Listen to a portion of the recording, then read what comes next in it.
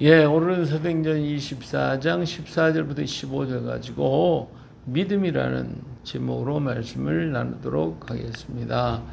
자, 오늘의 말씀의 포인트는 15절. 그들이 기다린 바 하나님께 향한 소망을 나도 가졌으니 곧 의인과 악인의 부활이 있으리라 함이니이다 라고 하는 말씀이죠.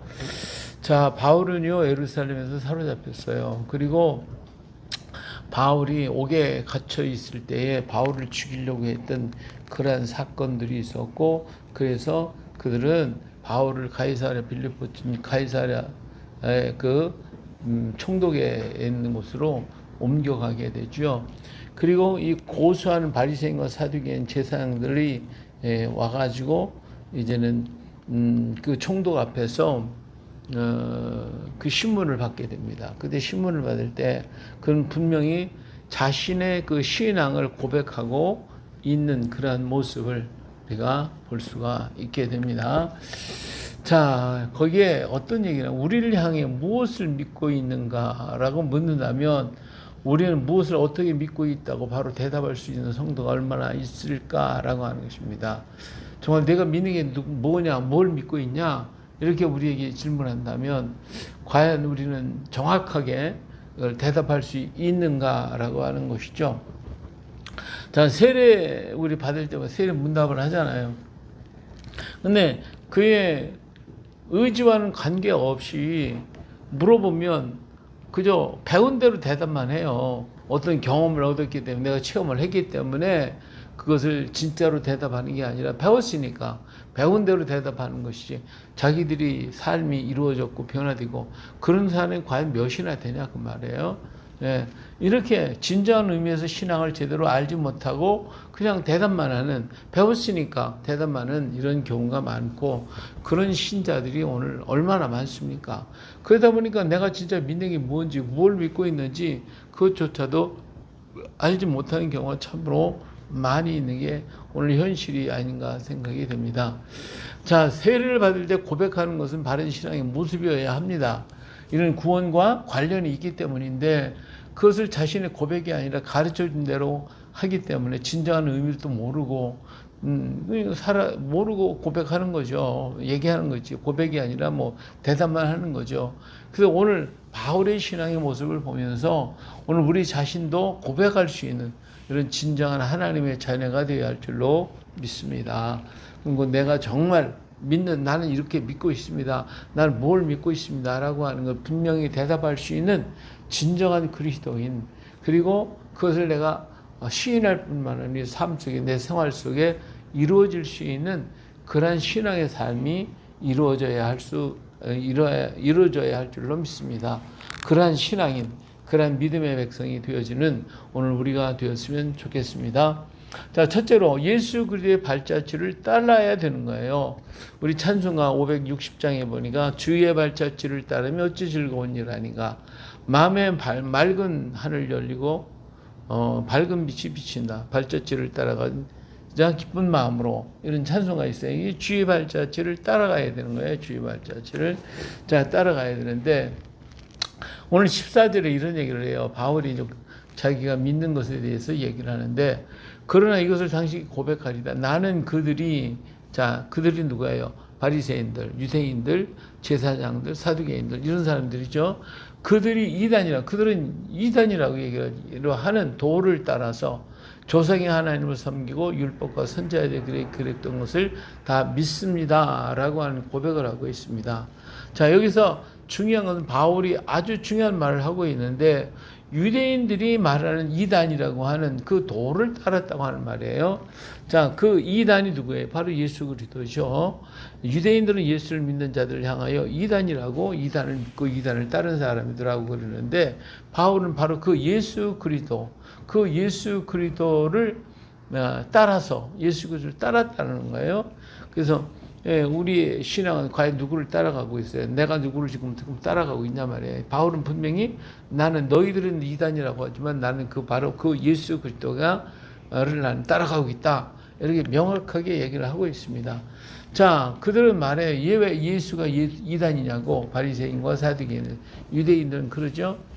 이건 율법에 속한 자가 아니기 때문에 그렇다는 거예요. 율법에 속하지 않았다는 거예요. 예수님 율법을 보냈어요.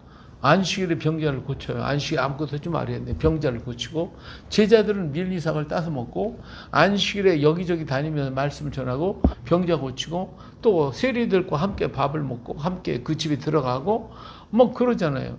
그러니까 율법을 거스리는, 예수님은 율법을 거스리고 있으니까 그들이 볼 때는 저거 율법을 어겼네. 그러니까 저거 이단이네. 이렇게 생각할 수밖에 없었죠. 그러나 예수님은 바로 하나님이시잖아요. 인간의 육신을 입고 오신 바로 그분이시단 말이에요. 예수는 우리의 몸을 입고 오셔서 우리를 위해 십자가를 지심으로 우리 죄를 담당하신 분입니다. 그래서 예수님은 율법을 완성시키기 위해 오셨다고 하셨고, 율법의 마침이 되시려고 십자가에 달리셨고, 그래서 다 이뤘다라고 하셨거든요. 근데 사람들은 그걸 못 믿고 그저 표면적으로 율법을 어겼다, 법을 어겼다, 그러기 때문에 이단이다, 이렇게 얘기하고 있는 거예요.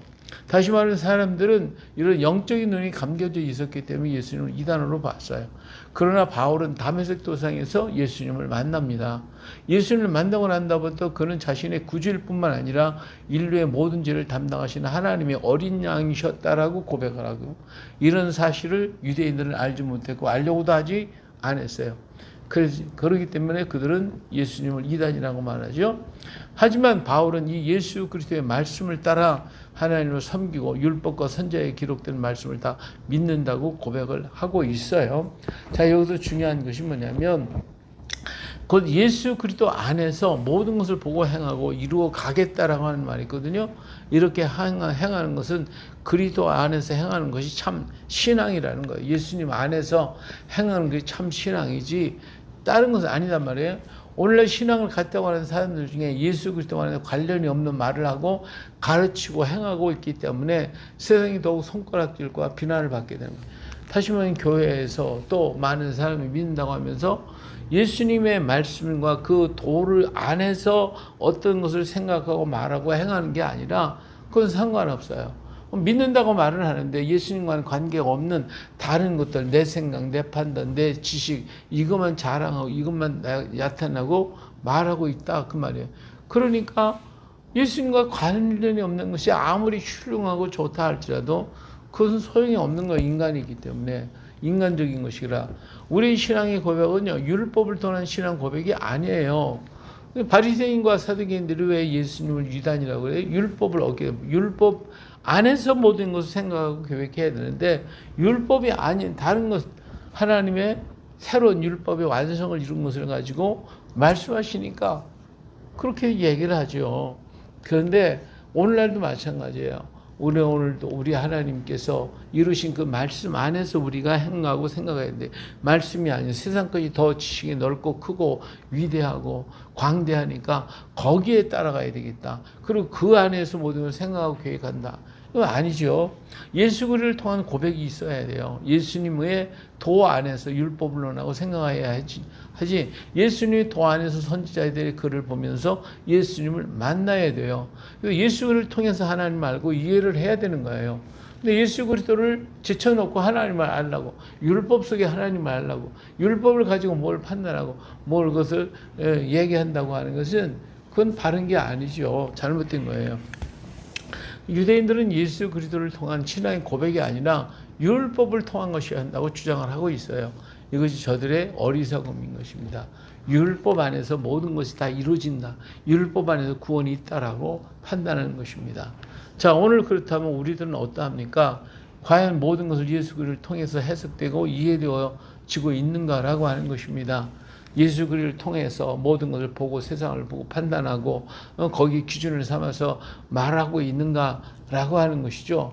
그게 아니고 세속적인 사상이나 유행에 이끌려가서 해석이 예수 그리스도의 그 말씀 안에서 해석이 아니라 이념에 잡혀 있거나 또 그 이념을 이루기 위한 어떤 방법을 가지고 우리가 모든 것을 해석하려고 하나님 말씀을 이용하려는 것이지, 예수님 안에서 그 말씀을 생각하고 행하는 게 아니라 내 이념이나 나의 사상이나 나의 것을 갖다가 증명하기 위해서, 이루기 위해서 하나님 말씀을 인용하고 있단 말이죠.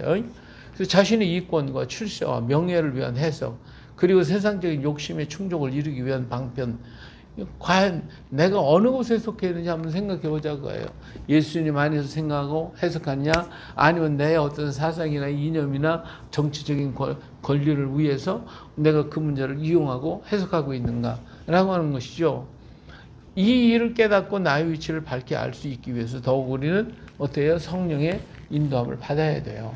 그렇지 않으면 반은 세속적인 거, 세속적인 사상, 이념, 갈등, 이런 거기서 그냥 거기에 빠져가지고 그렇게 하는 것이 위대한 것이고 그것이 아주 똑똑하고 지혜로운 것인 양 착각을 하고 만다 그 말이에요.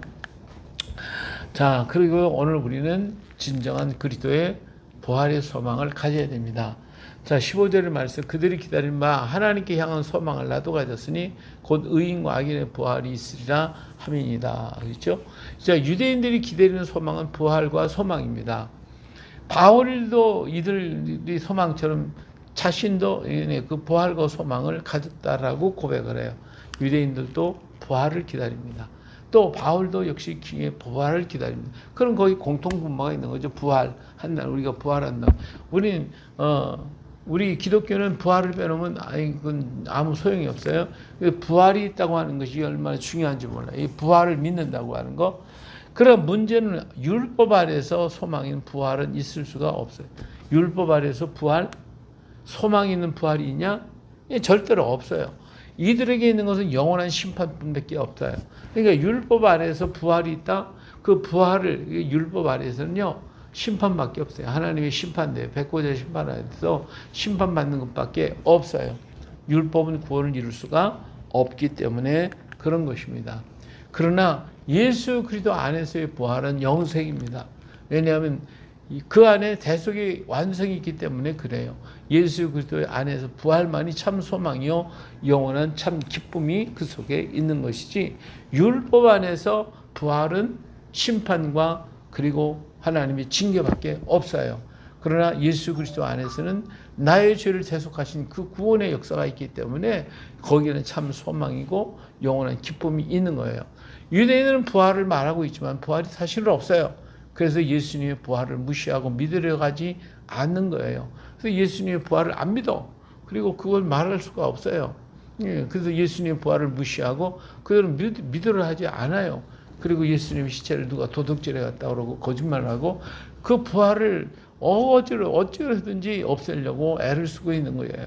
하지만 예수님은 부활하셨어요. 그리고 그 부활은 예수 그리스도 안에 있는 자에게 영생이요 생명이 되는 것입니다. 할렐루야. 바울의 신앙의 고백은 율법 아래서의 고백이 아니에요. 예수 그리스도를 통한 고백이기에 영생이고 생명이고 그렇지만 유대인들을 믿는 유대인들은 율법 아래서 모든 것을 해석하려고 그걸 믿으라고 하기 때문에 거기에는 구원이 없고 그리고 그들에게는 부활도 없어요. 그들은 소망도 꿈도 없는 거예요. 있다고 말하지만 사실은 없는 겁니다. 과연 나의 신앙은 어디에 있는가? 나의 신앙의 고백은 바울에 속한 것입니까? 바리새인에 속한 것입니까? 예수 그리스도 안에 있는 것입니까? 아니면 율법에 속한 것인가? 오늘 우리 자신을 잘 살펴가지고 정말 예수 그리스도 안에서 믿음을 고백하고 정말 예수 그리스도 안에서 우리의 믿음이 살아 역사하는 그러한 믿음을 가져야 할 줄로 믿습니다. 율법은 또 세상적인 세속적인 것은 소망도 꿈도 아무것도 없어요. 오직 거기는 하나님의 심판밖에 없습니다. 오직 예수 그리스도 안에서만 영원한 소망이 있고 꿈이 있고 영생이 있게 되는 것입니다. 이 은혜가 우리에게 차고 넘쳐나시기를 주의 이름으로 축복합니다. 할렐루야.